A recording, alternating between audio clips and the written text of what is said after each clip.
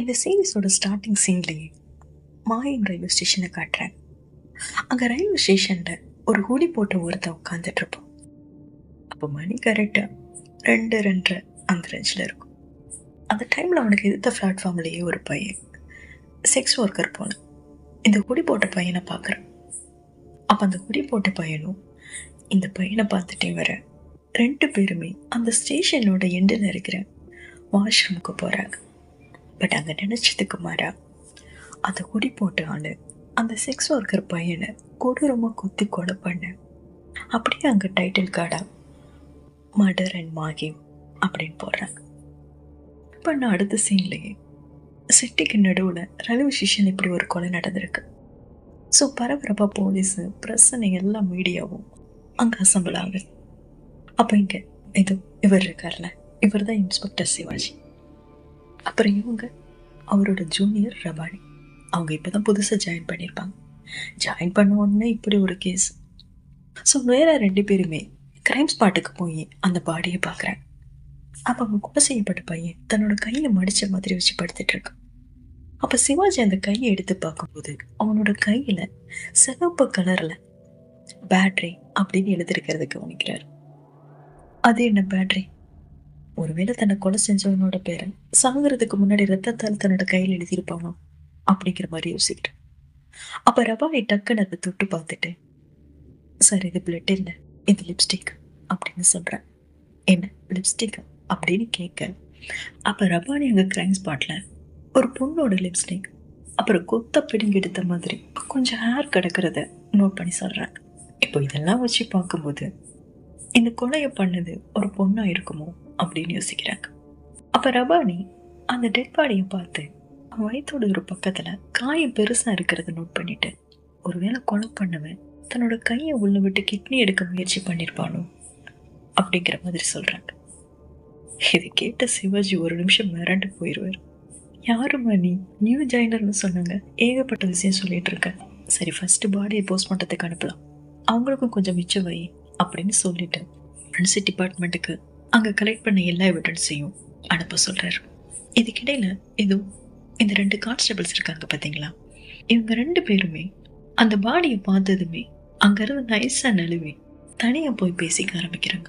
அவங்க கொடுக்குற ரியாக்ஷனை வச்சு பார்க்கும்போது அந்த இறந்து போனவனுக்கும் இவங்களுக்கும் ஏதோ சம்மந்தம் இருக்கு அப்படிங்கிறது புரியும். பட் தெளிவாக அந்த இடத்துல எதுவும் சொல்லியிருக்க மாட்டாங்க. அப்புறம் சிவாஜி அவங்களோட ஃபார்மாலிட்டிஸ்லாம் முடிச்சுட்டு கிளம்பலான்னு போகும்போது அவர்கிட்ட பேசணும்னு சொல்லி ஒரு கே பையனுக்கு வரும்.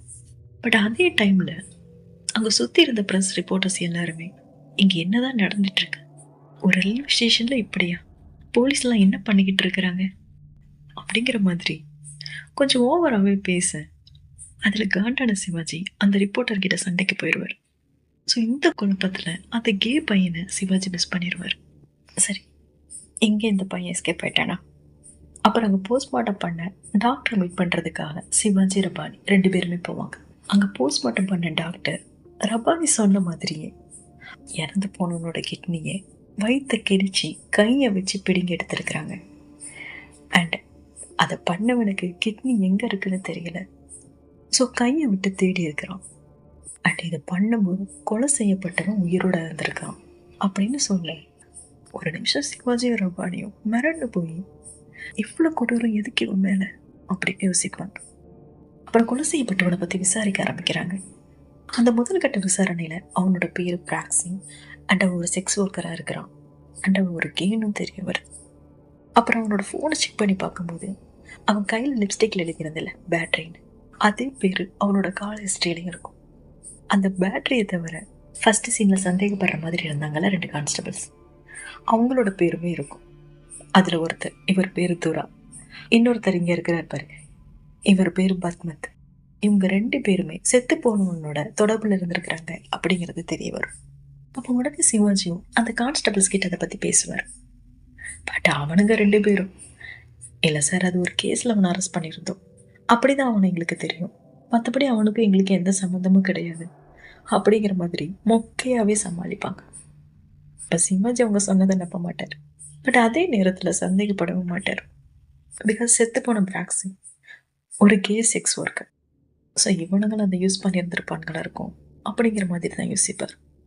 ஸோ கான்ஸ்டபிள்ஸை விட்டுட்டு அந்த பேட்டரியோட நம்பரை ட்ராக் பண்ணி அவனை பற்றி விசாரிப்பாங்க. அப்படி விசாரிக்கும் போது தான் தெரியும் யாருன்னு தெரியுதா? ப்ராக்ஸி மர்டர் ஸ்பாட்டில் ஒரு கே பையன் சிவாஜியை மீட் பண்ண வந்திருப்பான்ல, அதே பையன்தான். ஸோ அதை பார்த்ததும் ச்சே மிஸ் பண்ணிட்டோமே நினச்சேன். அட்ரஸை கண்டுபிடிக்க சொல்லி அவனை விசாரிக்க ரெடி ஆவாங்க. பட் இதெல்லாம் இவங்க கேதர் பண்ணும் போதே அதே மாகிம் ரயில்வே ஸ்டேஷனில் இன்னொரு டெட் பாடி இருக்கிறதா ஸ்டேஷனுக்கு கால் வருது. எஸ், வேற யாரும் இல்லை, பேட்டரி தான். அண்ட் அதே சேம் பேட்டர்னில் வேற கொலை செய்யப்பட்டிருப்பான். அவனோட கிட்னியவும் கொலைகாரன் எடுத்துகிட்டு போயிருப்பான். அடுத்தடுத்து 2 கொலை, அதுவும் ஒரே ஸ்டேஷனில் ஒரே பேட்டர்னில். க்ளூவாக இருந்த ஒருத்தனும் இறந்து போயிட்டான். ஸோ இப்போ என்ன பண்ணுறது அப்படிங்கிற மாதிரி ஒரு மாதிரி சிவாஜி டென்ஷன் ஆகி, சரி இவனோட கையில் ஏதாவது எழுதியிருக்கான்னு பார்த்தா அப்படி எதுவுமே அங்கே இருக்காது. பட் அவனோட பாக்கெட்டில் ஒரு நோட் இருக்கும். அந்த நோட்டில் துரான்னு பேர் எழுதியிருக்கும். அவ்வளோதான். அந்த பேட்டரியோட கையில் துரான்னு அவரோட பேர் இருக்கிறத பார்த்ததும் துராவுக்கு அல்ல இருக்காது. இப்போ இது ஒரு பேண்ட் மாதிரி ஆயிடுச்சு இல்லை? எவனும் ஒருத்தன் கே பசங்களாம் பார்த்து கொலை பண்ணி அவங்களோட கிட்னியை எடுத்துகிட்டு போயிட்டுருக்கான். அப்புறம் அவனோட நெக்ஸ்ட் டார்கெட் யாருங்கிறதையும் ஒரு க்ளூவாக விட்டுட்டு போயிட்டுருக்கான்.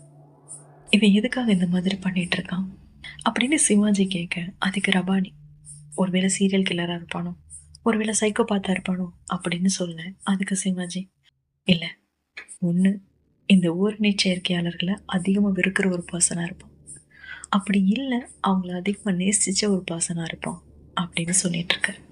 இவங்க இப்படி பேசிகிட்டு இருக்கும்போதே துரா ரொம்ப பயந்து போய் சிவாஜி கிட்ட ஏதோ சொல்ல வருவார். பட் இந்த பத்மத்து கான்ஸ்டபிள் இருக்கிறார்ல, அவரில் துராவை தடுத்து தனியாக கூட்டிகிட்டு போய், இப்போ மட்டும் நீ இதை பற்றி வெளியே சொன்ன, நான் ஒன்று மட்டும் இல்லை உன் ஃபேமிலியே கொண்டுருவேன் அப்படிங்கிற மாதிரி மிரட்டிகிட்ருக்காரு. அப்போ துரா இல்லை, நீ ஏன் புரிஞ்சுக்க மாட்டேங்கிற, இதெல்லாம் பண்ணுறது பப்பு தான், அவன் தான் நம்மளை பழி வாங்குறதுக்காக இந்த மாதிரி பண்ணிகிட்டு இருக்கான் அப்படிங்கிற மாதிரி சொல்கிறாரு. பட் பத்மத், உனக்கு என்ன பைத்தியமாக பிடிச்சிருக்கு, நீ பயத்தில் உளறிட்டு இருக்க, அவன் தான் எப்போவோ இறந்து போயிட்டான்ல, நீ இப்படி ஏதாவது உளறி நீயும் மாட்டிக்கிட்டு என்னையும் மாட்டி விட்டுறது, நான் உன்னை சும்மாவே விட மாட்டேன் அப்படிங்கிற மாதிரி மிரட்டி துருவ அமைதிப்படுத்திடுறாரு. யார் இந்த பப்பு, அவனுக்கு இதுக்கு என்ன சம்பந்தம், ஒருவேளை அவனும் இப்படி தான் இறந்து போயிருப்பானா அப்படிங்கிற மாதிரி இந்த இடத்துல நமக்கு கொஞ்சம் கொஷின்ஸ் வரும். மேபி இதுக்கான ஆன்சர் அடுத்த எபிசோடில் இருக்கும்னு நினைக்கிறேன். சரி பார்க்கலாம். சரி, நெக்ஸ்ட் இன்வெஸ்டிகேஷனை பார்த்தா ஃபஸ்ட்டு இறந்து போனால ஃப்ராக்ஸி, அவனை பற்றி விசாரிக்கிறதுக்காக அவனோட ஏரியாவுக்கே போவாங்க. பட் அங்கே போனால் அவங்க அம்மா பெத்த புள்ளன்னு பார்க்காம கண்ணா பின்னாடி திட்டிகிட்டு இருக்கும். அவங்களுக்கு அவன் கேன்னு முன்னாடியே தெரிஞ்சிருக்கும் போல. பட் அவன் இந்த வேலை தான் பார்த்துட்டு இருந்தான் அப்படிங்கிறது தெரியாது போல. இப்போ இறந்தப்போ கூட அவன் நல்ல வேலை செத்து போயிட்டான், அவன் சாகிறதே நல்லது அப்படிங்கிற மாதிரி தான் திட்டிகிட்டு இருப்பாங்க. இவங்களுக்கு தான் பையன் ஒரு செக்ஸ் ஒர்க்கர் அப்படிங்கிற விஷயமே தெரியல. ஸோ அவனோட நண்பர்கள் யார், அவன் எங்கே போனான், என்ன வந்தான் அப்படின்னு அவங்கக்கிட்ட என்ன விசாரிக்க முடியும்? ஸோ அடுத்து என்ன பண்ணலாம் அப்படின்னு யோசிக்க ஆரம்பிப்பாங்க. ஸோ இப்படி ஒரு பக்கம் இன்வெஸ்டிகேஷன் போயிட்டுருக்கு. இந்த 2வது கொலை ஸ்ப்ரெட் ஆக மீடியாவில் போட்டு கிளிங்க ஸ்டார்ட் பண்ணிடுவாங்க. 2 கொலை கொடூரமாக நடந்திருக்கு. பட் போலீஸ் இன்னும் ஒருத்தரை கூட அரெஸ்ட் பண்ணல. இறந்தவங்க 2 பேருமே கே. ஸோ அதனால தான் போலீஸ் கண்டுக்க மாட்டாங்க அப்படின்னு மீடியா ஒரு பக்கமும், எல்ஜிபிடி கம்யூனிட்டி சேர்ந்தவங்க ஒரு பக்கமும் போராட்டமே பண்ண ஸ்டார்ட் பண்ணிடுவாங்க. அப்போ ரபானி, ப்ராக்ஸி, பேட்டரி இவங்க 2 பேரோட கால் ஹிஸ்ட்ரியை செக் பண்ணி அதை பற்றி விசாரிக்க ஸ்டார்ட் பண்ணுவாங்க. அப்போ ப்ராக்ஸி கடைசியாக யூனிட்டுங்கிற ஒரு பர்சன் கிட்ட தான் பேசியிருக்கிறான் அப்படிங்கிற விஷயம் தெரிய வரும். ஸோ அதை கண்டுபிடிச்சி அவனை ஸ்டேஷன் கூப்பிட்டு வந்து லாஸ்ட்டாக அவன் உங்ககிட்ட தான் பேசியிருக்கான், கடைசியாக நீங்கள் 2 பேரும் என்ன பேசுனீங்க அப்படின்னு சிவாஜி விசாரிப்பார். அப்போ அந்த யூனிட்டில் நான் அவனுக்கு கால் பண்ணேன், பட் அவன் என்கிட்ட பேசலை அப்படின்னு சொல்லுவான். பேசலன்னு சொல்கிறேன், பட் 1.5 நிமிஷம் நீங்கள் லைனில் இருந்திருக்கீங்க அப்படின்னு கேட்க, அப்போ இந்த யூனிட், நான் கால் பண்ணேன் சார், அவன் எங்கே இருக்கான் என்ன பண்ணிட்டு இருக்கான்னு தெரிஞ்சுக்கிறதுக்காக, அவன் என்னோட ஃப்ரெண்டு, ஸோ அந்த அக்கறையில் தான் நான் கால் பண்ணேன், பட் அவன் என்கிட்ட பேசலை சார், என் காலை அட்டன் பண்ணிவிட்டு ஹோல்டில் போட்டுட்டான், அண்ட் தென் கொஞ்ச நேரத்தில் காலையும் கட் பண்ணிட்டான் அப்படின்னு சொல்லுவோம். அதே டைமில் ஃப்ளாஷ்பேக் காட்டுறாங்க. ஃப்ளாஷ்பேக்கில் யூனிட் ப்ராக்ஸிக்கு கால் பண்ணி எங்கே இருக்கன்னு கேட்டுட்டு அவன் மாயின் ரயில்வே ஸ்டேஷனில் தான் இருக்கான்னு சொன்னதும், நீ அங்கேயும் அதை பண்ண போயிட்டியா, ப்ளீஸ் இதை பண்ணாதடா, தயவு செய்து நிறுத்து, நம்ம சீக்கிரமே துபாய் போயிடலாம், இது எதுவுமே நமக்கு வேண்டாம், பணம்லாம் தேவையில்லை அப்படிங்கிற மாதிரி சொல்லிட்டு இருக்கான். பட் பிராக்சி அதுக்கு மாற, எல்லாம் எனக்கு தெரியும், நீ உன் வேலையை மட்டும் பாரு, சும்மா எனக்கு அட்வைஸ் பண்ணிட்டு இருக்காது. துபாய் போகணுன்னா சும்மா போயிட முடியுமா, அதுக்கு காசு வேண்டாம், எப்படி சம்பாதிக்க முடியும் அப்படிங்கிற மாதிரி சொல்லிட்டு அந்த காலை கட் பண்ணிட்டு தான் அந்த குடி போட்ட ஆளையே பார்க்க போறேன். அதோட அங்கே ஃப்ளாஷ்பேக் கட் ஆகுது. இந்த ஃப்ளாஷ்பேக் வச்சு பார்க்கும்போது இந்த யூனிட்டுக்கும் ஏதோ தெரிஞ்சிருக்கு, பட் மறைச்சிட்டு இருக்கான் அப்படிங்கிறத நம்மளால புரிஞ்சுக்க முடியும். ஸோ இப்படி யூனிட் மறைச்சு பேச சிவாஜிக்கும் அவன் ஏதோ ஒன்று மறைக்கிறான் அப்படிங்கிறது புரியும். பட் சாலிடான ப்ரூஃப் இல்லாமல் ஒருத்தர் அரெஸ்ட் பண்ணுறது, அவங்கள ஸ்டேஷனுக்கு தூக்கிட்டு வந்து கும்முன்னு கும்முறது, இதெல்லாம் அவருக்கு செட் ஆகாது போல இருக்கு. ஸோ யூனிட் அப்போதைக்கு போக சொல்லிட்டு அவனை ஃபாலோ பண்ணுறதுக்கு ஒரு ஆளை செட் பண்ணிடுவார். அப்புறம் அவனோட மொபைல் ஹிஸ்ட்ரியும் செக் பண்ணுவார். இப்போ அதில் பார்த்தா சுனில்னு ஒரு நேம் மாட்டோம். இந்த சுனிலோட நேம் ஃபர்ஸ்ட் இறந்து போன பிராக்சி, செகண்ட் இறந்து போன பேட்ரி, அப்புறம் பிராக்சியோட ஃப்ரெண்டு யூனிட், இவங்க 3 பேரோட கான்டாக்ட் லிஸ்ட்லேயும் நேம் இருக்கும். ஸோ இந்த சுனில் யாருடா அப்படின்னு விசாரிக்கும் போது தான் சிவாஜியோட ஃப்ரெண்ட் பீட்டரோட பையன் தான் சுனில் அப்படிங்கிறது தெரிய வரும். என்னடா இது, இந்த கேஸுக்குள்ள இப்போ சுனில் எங்கேருந்து வந்தான் அப்படின்னு நினச்சிட்டு ரபானி கிட்ட சொல்லி சுனிலோட ஃபோன் இப்போ எங்கே இருக்கு அண்ட் ஃபர்ஸ்ட் மர்டர் நடந்த டைமில் அவன் எங்கே இருந்திருக்கான் அப்படிங்கிறது கண்டிப்படி அப்படின்னு சொல்லிட்டு பீட்டரை பார்க்க போவார். அங்கே போனது பீட்டரோட ஒய்ஃப். வாங்கண்ணா, இத்தனை வருஷம் கழிச்சு இப்போதான் வழி தெரிஞ்சுதா, அவர் கூட உள்ள சண்டையில் என்னையே மறந்துட்டீங்களா அப்படின்னு சொல்லிட்டு இருப்பா. அப்போ அங்கே ஒரு ஃப்ளாஷ்பேக் காட்டுறாங்க. அந்த ஃப்ளாஷ்பேக்கில் பார்த்தா சிவாஜி அப்போ சின்ன பையனா சப் இன்ஸ்பெக்டராக இருக்கிறாரு. அதே டைமில் அவரோட ஃப்ரெண்டு பீட்ரும் ஒரு பெரிய மீடியாவில் ரிப்போர்ட்டராக இருக்கிறாரு. எப்போவுமே போலீஸுக்கும் ரிப்போர்ட்டருக்கும் செட் ஆகாது, பட் அவங்களுக்குள்ள ஒரு நல்ல அண்டர்ஸ்டாண்டிங் இருக்கும் போல 2 பேரும் சேர்ந்து நிறைய கேசஸை சால்வ் பண்ணிட்டு இருக்காங்க. அப்போ ஒரு நாள் என்ன நடந்திருக்கும்னா, இவங்க 2 பேரும் சேர்ந்து அரெஸ்ட் பண்ண ஒரு அக்யூஸ்டன் சிவாஜியோட அப்பா காசை வாங்கிட்டு வெளியே விட்டுருப்பார். அந்த டைமில் சிவாஜியோட அப்பா இன்ஸ்பெக்டராக இருப்பார். இந்த மேட்ரை சிவாஜி குடிபோதையில் இருக்கும்போது பீட்டர்கிட்ட உளறிடுவார். அதை பீட்டர் என்ன பண்ணுவாருன்னா, அவர் ரிப்போர்ட்டரில் ஸோ அந்த விஷயத்தை மீடியாவில் போட்டு ஸ்ப்ரெட் பண்ண அதில் சிவாஜியோட அப்பாவுக்கு வேலையே போயிடும். போதையில் நண்பனாக சொன்ன விஷயத்த எப்படி மீடியாவில் போட்டு ஸ்ப்ரெட் பண்ணியிருக்கலாம் அப்படின்னு சிவாஜிக்கு கோவம். பீட்டர் ஒரு ரிப்போர்ட்டராக அவரோட கடமையை செய்யணும் அப்படின்னு நினச்சி தான் அதை பண்ணியிருப்பார். அப்புறம் என்ன இருந்தாலும் நண்பனை கஷ்டப்படுத்திட்டேன்னு கொஞ்சம் கில்ட்டி ஃபீலிங்கில் அந்த ஃபீல்டே விட்டு வெளியே வந்துடுவார்.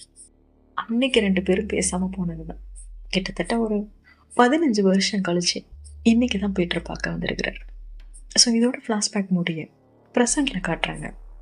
நண்பன் மேலே இவ்வளோ கோபம் இருந்தாலும் நண்பனோட ஒய்ஃபு கிட்ட ரொம்ப மரியாதையா, அப்படிலாம் இல்லை அண்ணி, கொஞ்சம் பிஸி, அவ்வளோதான், சரி உங்கள் கையால் ஒரு டீ கிடைக்குமா அப்படின்னு கேட்டு அவங்கள உள்ள அனுப்பிட்டு பீட்டர்கிட்ட சுனிலை பற்றி விசாரிப்பார். ஃபஸ்ட்டு பீட்டர் நண்பனை பார்த்ததை நினச்சி சந்தோஷப்படுவார். பட் சிவாஜி டைரக்டர் மாகிம் ஸ்டேஷனில் நடந்த மர்டர் கேஸ் பற்றி உனக்கு தெரியும்ல அப்படின்னு கேட்டுட்டு அன்னைக்கு நைட்டு சுனில் எங்கே இருந்தான் அப்படின்னு கேட்பார். ஆக்சுவலி கொலை நடந்த அன்னைக்கு நைட்டு சுனில் வீட்டில் இருந்திருக்க மாட்டான். பீட்டர் கால் பண்ணும்போதும் கால் பிக் பண்ணியிருக்க மாட்டேன். அப்புறம் ஒரு 3-4 மணி போல் ஒரு மெசேஜ் மட்டும் வரும். நான் நாகாலாந்துக்கு ஒரு ட்ரிப் போகிறேன், சாரிப்பா இங்கே சிக்னல் இல்லை, அதான் உங்ககிட்ட ப்ராப்பராக என்னால் சொல்ல முடியல அப்படின்னு ஒரு மெசேஜ் மட்டும் அனுப்பியிருப்பான். அப்புறம் சுனிலோட நம்பர் அப்போ இருந்து இப்போ வரைக்கும் சுவிட்ச் ஆஃபில் தான் இருக்கும். ஸோ இப்போ இந்த விஷயம் பீட்டரோட மைண்டில் வரவும், எங்கே இதை சொன்னா பையனை அரெஸ்ட் பண்ணி பழி வாங்கிடுவானோ அப்படின்னு பயத்தில், அப்போ நீ இங்கே என்னை ஃப்ரெண்டாக பார்க்க வரல, ஒரு ஆஃபீஸராக தான் வந்திருக்கேன், விசாரிக்கிறதுக்கு வாரண்ட் இருக்கா உங்ககிட்ட அப்படின்னு ரூல்ஸ் பேசுவார். அப்போ சிவாஜி காண்டாகி, உன் பையனோட மொபைல் நம்பர் 2 விக்டிமோட மொபைல்லையும் இருக்கு, இது ஒன்று போதும்னு நினைக்கிறேன், உன் பையனை உள்ளத்துக்கு விசாரிக்க, பழைய நட்புக்காக தனியாக பேசலாம்னு நினச்சேன், சரி நீ நாளைக்கு ஸ்டேஷன் வந்துடு, நம்ம அங்கே வச்சு ப்ராப்பராக பேசிக்கலாம், ஒருவேளை நீ வரல உன் பையனை அரெஸ்ட் பண்ண வேண்டியிருக்கும் அப்படின்னு மிரட்டிட்டு கிளம்புவார். இப்போ பீட்டருக்கும் என்ன பண்ணுறதுன்னு புரியாது. பையன் வீட்டில் இல்லை, 2 மர்டர் நடந்திருக்கு, 2மே கே பசங்க, அவங்க 2 பேர் ஃபோன்லேயும் இவனோட ஃபோன் நம்பர் இருக்கு. இந்த கொலையில் அவனுக்கு என்ன சம்பந்தம், ஒருவேளை இவனும் கேயா இருப்பானா அப்படின்னு பல கேள்விகள் அவருக்குள்ள வர ஆரம்பிக்கும். சரி, எது எப்படியோ சுனில் வர்றதுக்குள்ள அவனுக்கும் இந்த கேஸுக்கும் எந்த சம்மந்தமும் இல்லை அப்படின்னு ப்ரூஃப் கலெக்ட் பண்ண மட்டும்தான் அவனை காப்பாற்ற முடியும் அப்படின்னு முடிவு பண்ணி சீக்கிரட்டா அந்த கேஸை விசாரிக்கிட்டு செட் பண்ணிடுவார். ஸோ அதில் ஃபர்ஸ்ட் நெக்ஸ்ட் டேவே ஸ்டேஷன் போய் சுனில் ஊரில் இல்லை, அவன் நாகாலாந்து போயிருக்கான், ப்ராஜெக்ட் விஷயமா போயிருக்கிறான், அவன் வந்ததை நான் கண்டிப்பாக கூட்டிகிட்டு வரேன் அப்படிங்கிற மாதிரி சிவாஜி கிட்ட ரெக்வெஸ்ட் பண்ணி ஓரளவுக்கு அவரை அமைதிப்படுத்திட்டு நேராக பிராக்சி வீட்டு வாசல்ல தான் போய் நிற்பார். அங்கே போனவர் எப்படி பேசுகிறாரு பாருங்களேன். நான் உங்கள் பையனோட சம்பள பாக்கி கொடுக்க வந்திருக்கேன். நான் அவன் ஒர்க் பண்ணுற இடத்துல தான் நானும் ஒர்க் பண்ணிட்டு இருந்தேன்.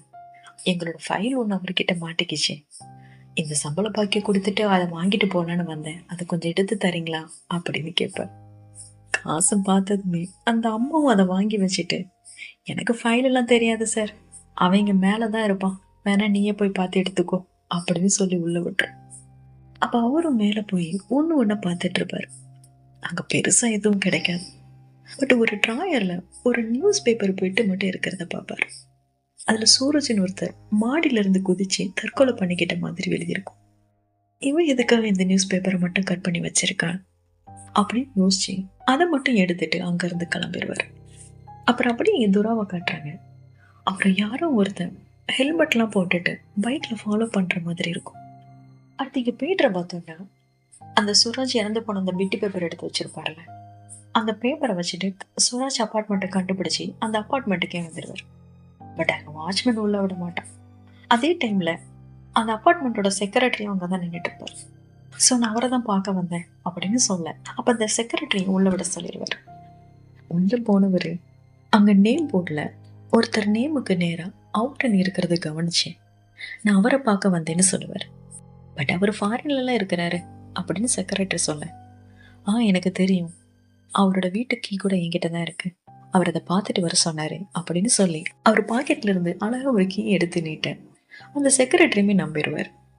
அப்புறம் அப்படியே பேச்சு கொடுத்துட்டேன், இங்கே சூரஜன் ஒருத்தர் தற்கொலை பண்ணிக்கிட்டதுக்கு அப்புறம் எல்லாமே கொஞ்சம் டிஸ்டர்ப்டாக தான் இருக்குல்ல அப்படின்னு கேட்க, அதுக்கு அந்த செக்ரட்டரியும் ஆமாம் ஆமாம் அது மர்டரா சூசைடான்னு கூட இன்னும் தெரியல அப்படின்னு பேச ஸ்டார்ட் பண்ணி அது அப்படியே காசிப்பாக கன்வெர்ட் ஆகி அதில் ஒரு டைம், என்ன சார் நீங்கள், நம்ம தான் செத்து போனவனை பற்றி பேசிக்கிட்டு இருக்கோம், பட் அவன் பொண்டாட்டி குத்துகள் நாட்டம் மினிக்கிட்டு தானே இருக்கான், ஏதோ மாடல் மாதிரி இருக்கான், அவனை பற்றி கவலைப்பட்ட மாதிரியே தெரியல சார், எனக்கு என்னமோ அவன் மேலே தான் டவுட்டாக இருக்கு அப்படின்னு சொல்லுவார். அதை பீட்டர் நோட் பண்ணிட்டு அப்புறம் அவர்கிட்ட பேசிட்டு அடுத்த சீன்லேயே சூரஜோட ஃப்ளாட் வாசலில் நிற்பார்.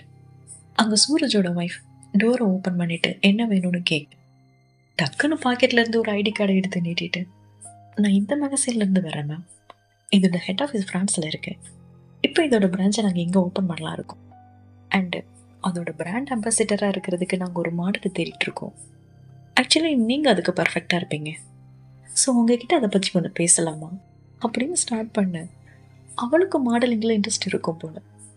ஸோ ஏதோ அரை மனசுலேயே ஓகே சொல்கிற மாதிரி உள்ளேயுமே கூப்பிட்டுருவான். அப்போ உள்ளே வரும்போது டிவி ஓடிட்டுருக்கோம். அதில் ஃபஸ்ட்டு கொலை செய்யப்பட்டாங்களே அவனோட ஃபோட்டோவை போட்டு அந்த கேஸை பற்றி பேசிகிட்டு இருப்பாங்க.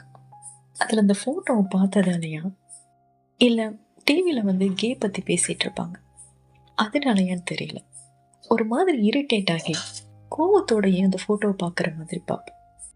அதை பீட்டருமே நோட் பண்ணிட்டு, என்னாச்சு மேம் உங்களுக்கு, அவர் உங்களுக்கு தெரியுமா அப்படின்னு கேட்க, டக்குன்னு டிவி ஆஃப் பண்ணிட்டு, சேச்சா அந்த மாதிரி பர்சன்லாம் எனக்கு எப்படி தெரியும் அப்படிங்கிற மாதிரி சமாளிப்பான். அப்போ பீட்டர், ஒருவேளை உங்கள் ஹஸ்பண்டுக்கு எதுவும் தெரிஞ்சிருக்குமா, உங்கள் ஹஸ்பண்டு தற்கொலை பண்ணி தானே இறந்து போனார் அப்படின்னு ஸ்டார்ட் பண்ணேன். அப்போ சூரஜோட ஒய்ஃப் ஒரு மாதிரி டிஸ்டர்ப் ஆகி, எதுக்காக அவரை பற்றிலாம் கேட்குறீங்கன்னு கேட்க, ஐயோ நீங்கள் தப்பாக நினச்சிக்காதீங்க மேம், நீங்கள் ரொம்ப யங்காக இருக்கீங்க, உங்கள் ஹஸ்பண்ட் எப்படி இருந்தார், அவர் எப்படிலாம் உங்களை பார்த்துக்கிட்டாரு, இப்போ அவர் போனதுக்கப்புறம் நீங்கள் எவ்வளோ கஷ்டப்பட்டு இந்த நிலைமைக்கு வந்திருக்கீங்க அப்படிங்கிற மாதிரிலாம் நாங்கள் நியூஸ் எழுதி ஒரு சிம்பத்தி கிரியேட் பண்ணி அதுக்கப்புறம் அந்த மேகசினோட ஃப்ரண்ட் பேஜில் உங்களோட ஃபோட்டோவை போட்டு சென்டர் பேஜில் உங்களோட கவர் ஸ்டோரி போட்டோம்னா செம்மையாக இருக்கும் அப்படின்னு சொல்லுவார். அப்போ சூரஜுக்கு பேரண்ட்ஸ் கிடையாது, எந்த ஒரு வரதட்சணையுமே வாங்கிக்காம தான் என்னை கல்யாணம் பண்ணிக்க வந்தார். எனக்கும் என் தம்பிக்கும் மாடலிங், சினிமா, இதில் பெரிய ஆளாக வரணும் அப்படிங்கிற ஒரு கனவு இருந்தது. ஸோ இவரை கல்யாணம் பண்ணிக்கிட்டா மும்பை வரலாம் அப்படின்னு நினச்சி தான் நானும் இந்த கல்யாணத்துக்கு ஒத்துக்கிட்டேன் அப்படின்னு சொல்ல, அப்போ பீட்டர் அவர் உங்களுக்கு ஹெல்ப் பண்ணாரா அப்படின்னு கேட்க,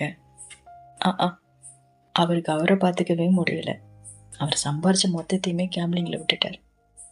கடைசியாக என் அம்மா கிட்னி டிரான்ஸ்பிளான்ட் ஆப்ரேஷனுக்கு வச்சுருந்த பணத்தையுமே கேம்லிங்கில் இழந்துட்டாரு.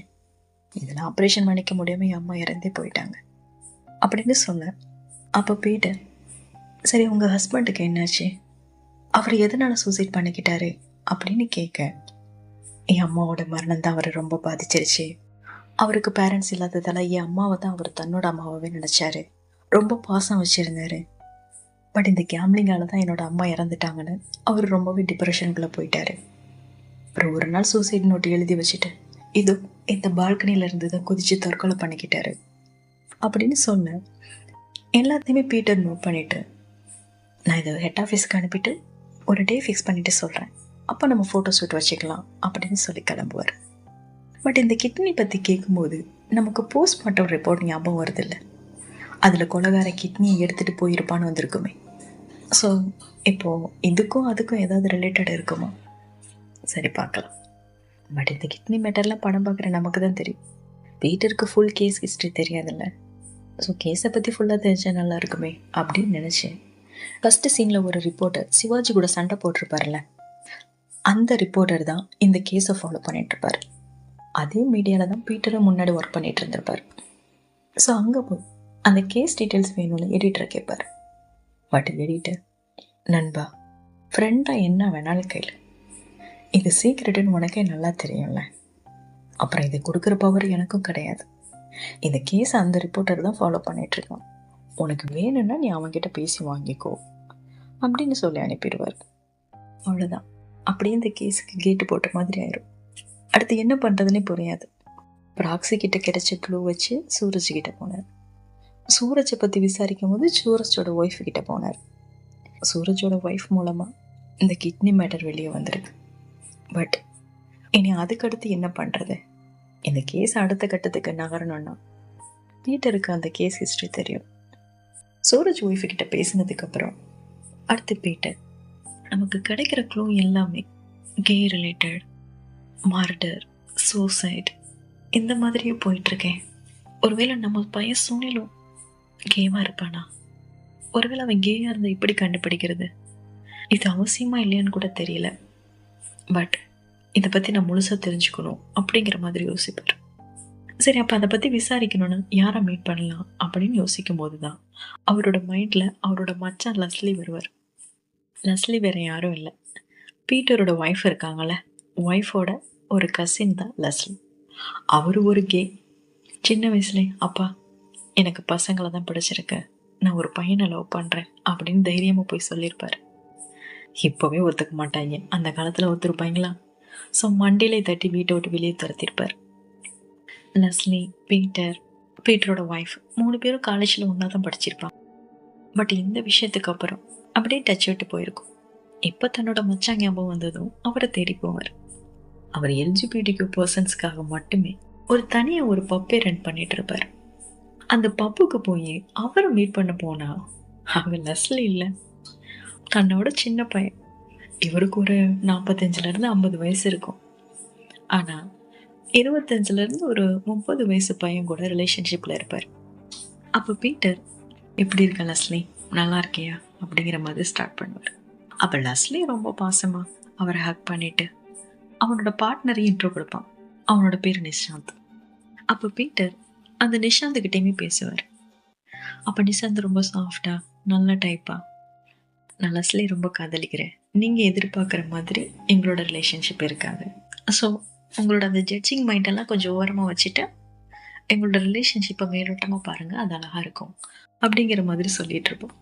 அது பீட்டருக்குமே கண்டுபிடிச்சிட்டானே அப்படிங்கிற மாதிரி தான் இருக்கும். பட் நிஷாந்த் பார்க்க ரொம்ப டீசெண்டாக நல்ல பையனாக இருப்பாங்க. ஸோ லவ் எல்லா ஜெண்டர்லேயுமே வயசு வித்தியாசத்தோட கல்யாணமும் இருக்குது, காதலும் இருக்குது அப்படிங்கிற மாதிரி ஒரு மைண்ட் செட்டுக்கு வந்துடுவார். அப்புறம் எல்லாம் பேசி முடிச்சுட்டு லஸ்லி கிட்ட தனியாக இதுவரை தனக்கு தெரிஞ்ச அந்த கேஸ் பற்றி எல்லாமே சொல்லிட்டு, இப்போ சுனில் வீட்டில் இல்லை, அவனுக்கும் எதுக்கும் சம்மந்தம் இருக்குமான்னு தெரியல. பட் எனக்கு பயமாக இருக்கு, உன்னால் எனக்கு ஹெல்ப் பண்ண முடியுமா அப்படின்னு கேட்பார். அப்போ லெஸ்லி, பீட்டர் பாய், நான் கே தான். அதுக்காக ஊரில் நடக்கிற எல்லா கிரைமும் எனக்கு தெரிஞ்சிருக்குன்னு அர்த்தம் இல்லை. பட் என்னால் உங்ககிட்ட ஒரு விஷயம் மட்டும் சொல்ல முடியும். அது எந்த விதத்தில் உனக்கு ஹெல்ப் பண்ணும் அப்படிங்கிறது எனக்கு தெரியல. நீ அந்த மஹிம் ரயில்வே ஸ்டேஷனில் கொலை நடந்ததுன்னு சொன்னல. ஆக்சுவலி அந்த Mahim railway station washroom gay பர்சன்ஸோட மீட்டிங் ஸ்பாட்டாக இருந்தது. அங்கே வேற யாரும் போக மாட்டாங்க. அங்கே கேமரா கிடையாது, தனியாக இருக்குது. ரொம்ப காலமாக அது கே பர்சன் மீட்டிங் ஸ்பாட்டாக மட்டும்தான் இருக்குது அப்படின்னு சொல்லுவார். அப்போ பீட்டர், நீ அங்கே போயிருக்கியான்னு கேட்க, எஸ் அஃப்கோர்ஸ் நான் போயிருக்கேன். சின்ன பையனாக இருந்த போது எல்லாரும் சேர்ந்து என்னை வீட்டை விட்டு துரத்துனீங்களே, அப்போ போயிருக்கேன் அப்படின்னு சொல்ல பீட்டர் ஒரு மாதிரி பார்ப்பாரு. அப்போ லெஸ்லி, இரு, இப்போ நீ என்னை ஜட்ஜ் பண்ணுறதுக்காக தான் இதை கேட்டியா? எப்பவும் அது மட்டுமே காரணமாக இருக்காதுடா. இதை எப்படி உனக்கு புரிய வைக்கிறது? சரி, இதுக்கு பதில் சொல்லு. நீ லவ் பண்ணுற உன்னோட ஒய்ஃப் உன்னோட லைஃப்பில் இல்லைன்னா நீ எப்படி ஃபீல் பண்ணுவ அப்படின்னு கேட்க, அதுக்கு பீட்டர் ரொம்ப வெறுமையா, தனிமையா அப்படின்னு சொல்ல, எக்ஸாக்ட்லி மை பாயிண்ட். இங்கே கேயா இருக்கிற எல்லா பர்சன்ஸ்குள்ளேயும் ஒரு தனிமை இருக்கும். அவங்க கேன்னு தெரிஞ்சால் யாரும் பேசுவா சொல்ல? வெறும் ஃபிசிக்கல் டச்சுக்காக மட்டும் ஒருத்தர் அந்த இடத்துக்கு போகிறதில்லை.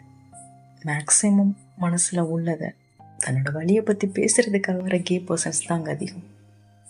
உங்களை மாதிரி ஃப்ரீடம் அவங்களுக்கும் கிடைச்சா அவங்க ஏன்டா அந்த வாஷ்ரூமுக்கு போகிறாங்க? அவங்களும் பீச்சு, பார்க்கு, ரெஸ்டாரண்ட்டில் உட்காந்து பேசுவாங்கல்ல அப்படின்னு சொல்ல, பீட்டருக்கும் ஏதோ ஒரு மாதிரி புரிஞ்ச மாதிரி தான் பார்ப்பார். அப்புறம் அங்கே நிஷாந்த் வர அந்த டாபிக் அப்படியே கட் பண்ணிட்டு வீட்டுக்கு கிளம்பு. பட் அங்கே வீட்டுக்கு போனால் சுனில் வந்து நிற்பான். சுனிலை பார்த்ததுமே எங்கடா போன, ஏன் இப்படி பண்ணுற அப்படின்னு ரொம்ப வேகமாக போய் கேட்பார். அப்போ சுனிலும், அப்பா ஐம் ஸோ சாரிப்பா, அர்ஜென்ட்டாக கிளம்ப வேண்டியது இருந்தது, ஒரு முக்கியமான ப்ராஜெக்ட், நான் போயே ஆக வேண்டிய சுச்சுவேஷன், அதனால தான் நான் போக வேண்டியதாயிடுச்சு, ஐம் ஸோ சாரி, நான் உங்களை ரொம்ப ரொம்ப ஒரி பண்ண வச்சுட்டேன் அப்படின்னு ரொம்ப டீசெண்டாக தான் பேசுவோம். அப்புறம் எல்லாம் பேசி முடிச்சுட்டு சுனில் கிட்ட நடந்தது சொல்லி, உன்னோட நம்பர் எப்படி அவங்க 2 பேரோட கான்டாக்ட் லிஸ்ட்டில் இருந்தது அப்படின்னு பீட்டர் கேட்க, நான் பண்ணுற ப்ராஜெக்டே அவங்கள பற்றினது தான். ஐ மீன் எல்ஜிபிடி பீப்புள் பற்றினது, அவங்க ஃபேஸ் பண்ணுற அப்டக்கல்ஸ் லைக் எவ்ரி திங். ஸோ அதில் இவங்க எனக்கு ஹெல்ப் பண்ணாங்க. அண்ட் யூனிட், அவன் என்னோடய ஃப்ரெண்டுப்பா, ரொம்ப நல்ல பையன், அவன் தான் மற்ற 2 பேரையும் எனக்கு இன்ட்ரோ கொடுத்தான் அப்படின்னு சொல்லுவோம். ஆக்சுவலாக பீட்டருக்கு யூனிட்டை பற்றியுமே தெரிஞ்சிருக்கும்.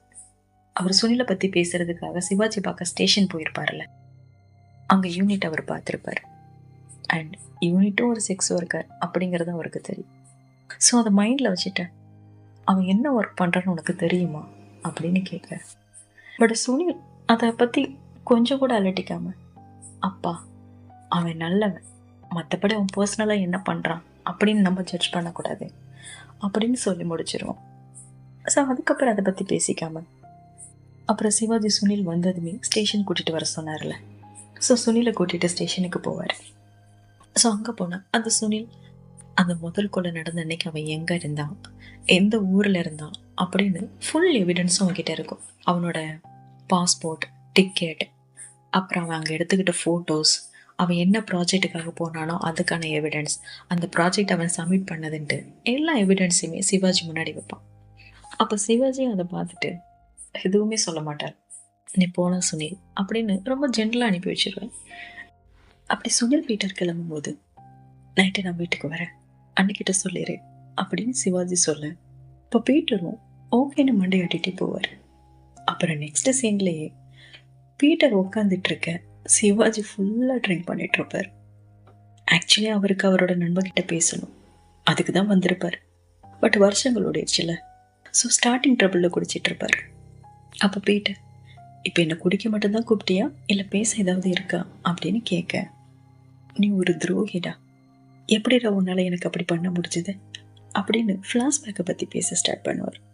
அப்போ பீட்டர், அதுக்கு தான் நான் அத்தனை முறை சாரி சொல்ல கால் பண்ணியிருந்தேன்ல, உன் வீட்டு வாசல்லே வந்து நின்றுட்டு இருந்தேன்ல அப்படின்னு சொன்னேன். நான் கதவை திறந்து வெளியே வர நீ வெயிட் பண்ணிட்டு இருந்திருக்கணும்.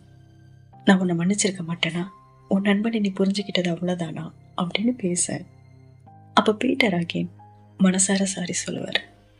அப்போ சிவாஜியும் சாரி சொல்லிட்டா எல்லாம் சரியாயிருமா, சரி அப்போ நானும் சாரின்னு சொல்ல, நீ எதுக்குடா சாரி சொல்லன்னு கேட்க, என்ன நினைச்ச சுனில சும்மா போன்னு சொன்னேனா, அவனுக்கும் இந்த மர்டருக்கும் எந்த சம்மந்தமும் இல்லைன்னு எனக்கு அப்போவே தெரியும்.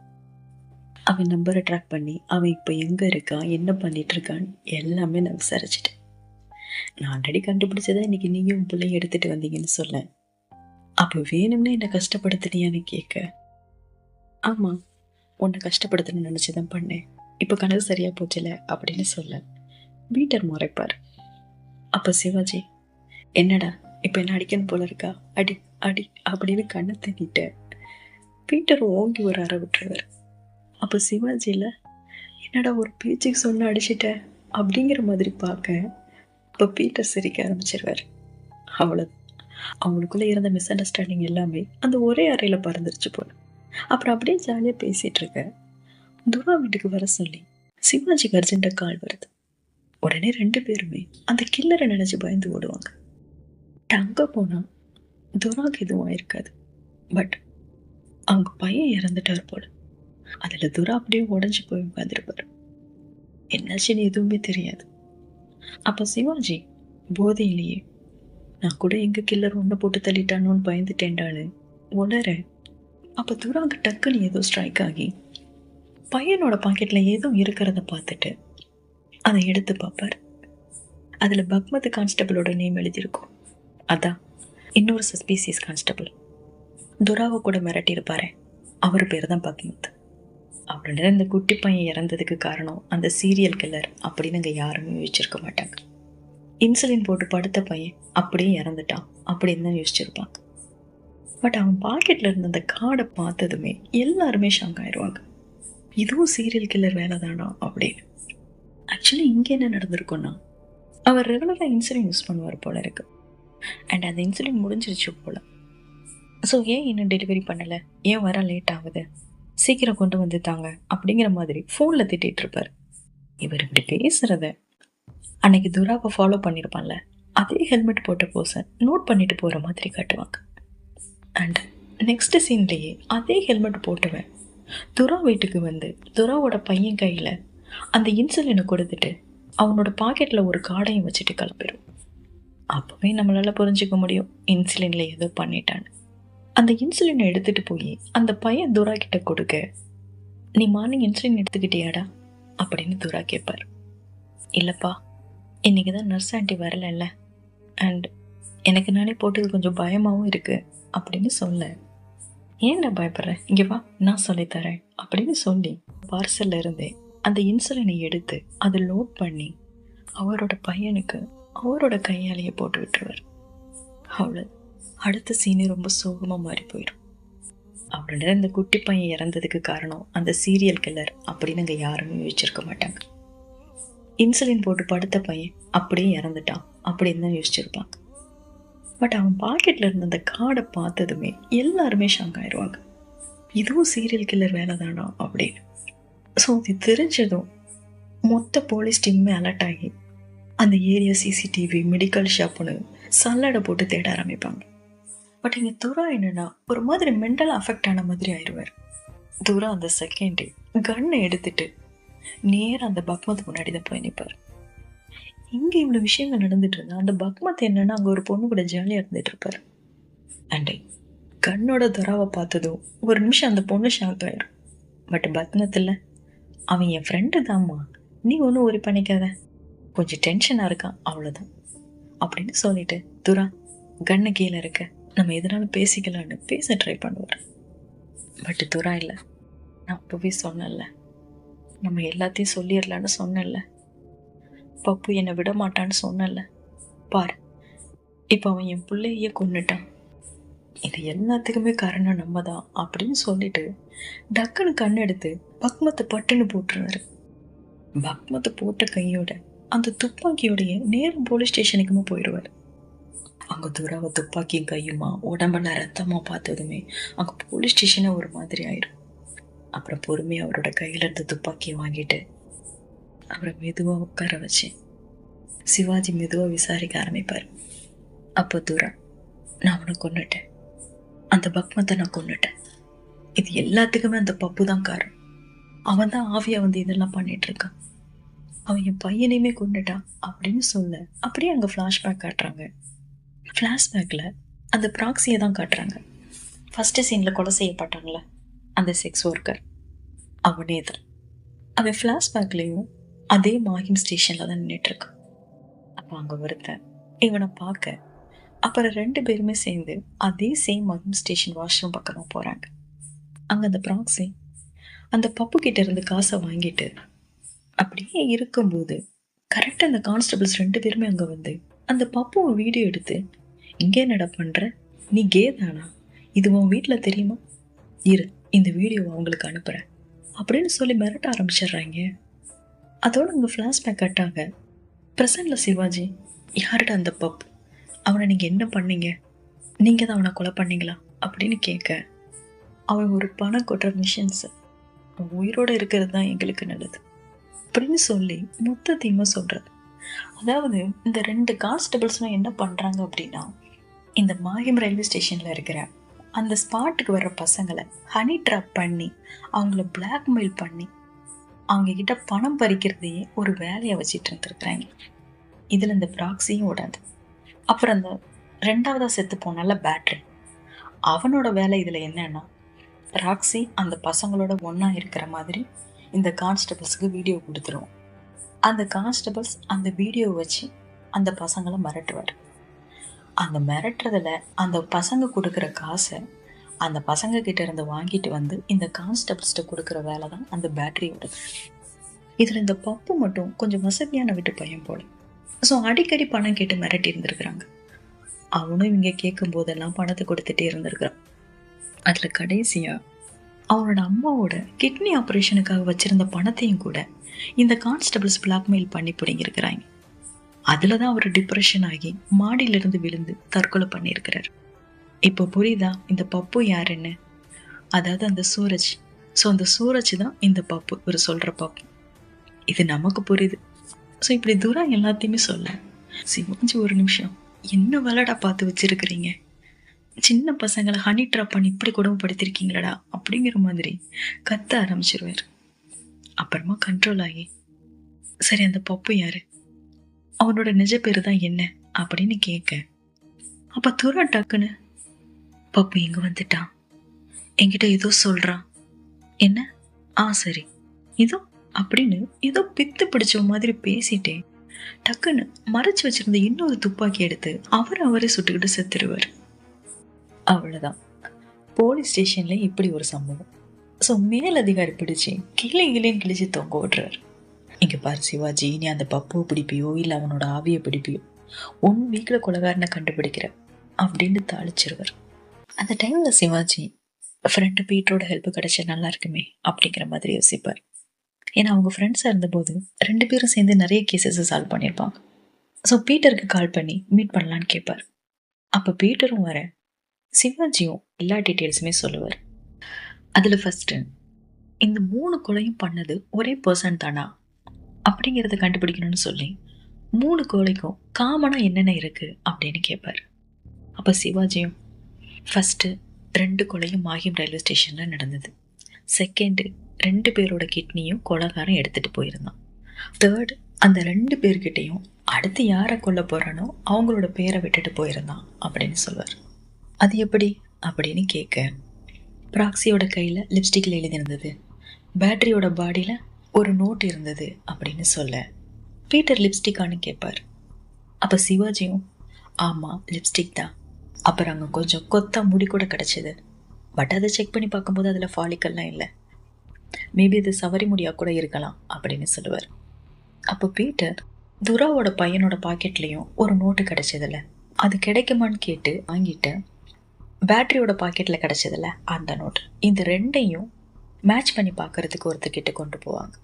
அங்கே பார்த்தா அதில் உள்ள hand writing, note pad size, அதில் யூஸ் பண்ணியிருக்கிற பென் உள்பட எல்லாமே சேமாக இருக்கும்.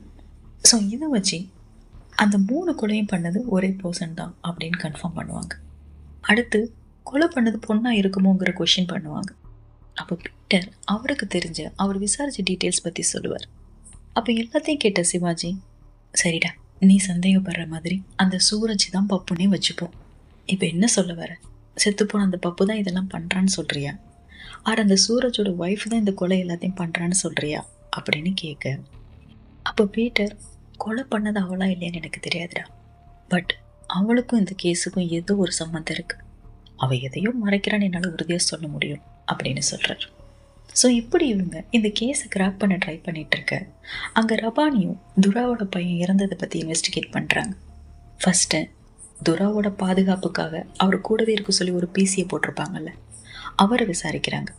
துராவோட பையன் இறந்தபோது நீங்கள் அவர் கூட தான் இருந்தீங்களா, அன்னைக்கு சந்தேகப்படுற மாதிரி யாரையாவது பார்த்தீங்களா அப்படின்னு கேட்குறாங்க.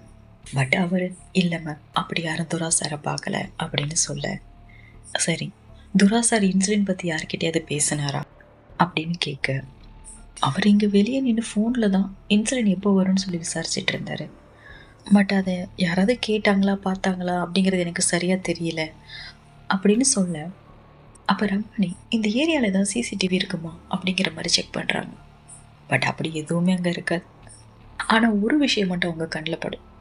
துரா பையன் இறந்த நாள்ல இருந்து இப்போ இவங்க இன்வெஸ்டிகேட் பண்ணுற வரைக்கும் அங்கே மேலே ஒரு லேடி யார் வராங்க யார் போகிறாங்க அப்படிங்கிறத நோட் பண்ணிகிட்டே இருப்பாங்க. இது ரபானியுமே நோட் பண்ணியிருப்பாங்க. ஸோ இப்போ அது மைண்டுக்குள்ளே வர, நடமாட சிசிடிவி கேமரா கிட்ட கேட்டு பார்க்கலாமே அப்படின்னு நினச்சி அவங்கள விசாரிக்க போவாங்க. பட் அவங்க கெஸ் பண்ணது கரெக்டாக இருக்கும். அந்த லேடி அந்த கில்லரை பார்த்துருப்பாங்க.